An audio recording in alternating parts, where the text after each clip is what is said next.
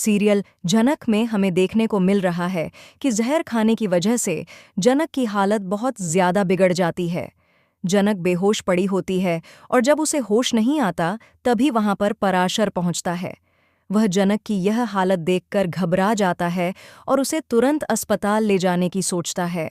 लेकिन मुश्किल यह होती है कि अस्पताल गांव से बहुत दूर होता है और पराशर के पास ऐसा कोई साधन नहीं होता जिससे वह जनक को वहां तक ले जा सके। ऐसे में पराशर मिमी की मदद लेने के लिए सीधे पुलिस स्टेशन पहुंचता है।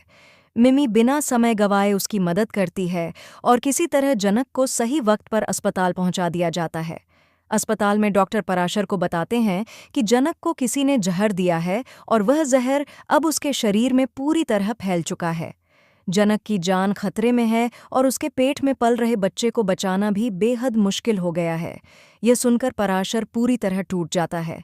वह मिमी से कहता है, अब मैं क्या करूं? मैं जनक को कैसे बताऊं कि उसकी जान पर बनी है? पराशर को समझ नहीं आता कि आखिर जनक को जहर किसने दिया। वह अंदर ही अंदर खुद को दोष देने लगता है।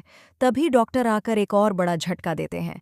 वह कहते हैं कि जनक की सांसें थम चुकी हैं और उसे मृत घोषित कर देते हैं। यह सुनते ही पराशर और मिमी टूट जाते हैं। पराशर गांव वालों के साथ मिलकर जनक के अंतिम संस्कार की तैयारी करने लगता है। सब कुछ तैयार हो रहा होता है, लेकिन तभी वहां अचानक अनिरुद्ध पहुंचता है।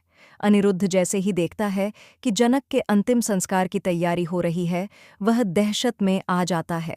वह दौड़कर जनक के पास पहुंचता है, उसे गले से लगाता है और जोर-जोर से रोते हुए कहता है, जनक, तुम मुझे छोड़कर नहीं जा सकती। उठो जनक, मैं तुम्हारे बिना नहीं जी सकता।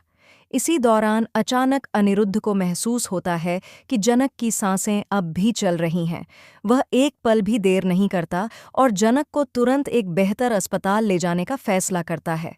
अब सवाल यह है, क्या अनिरुद्ध जनक को बचा पाएगा?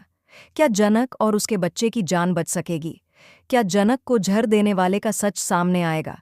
आगे क्या होता है, यह जानना दिलचस्प होगा।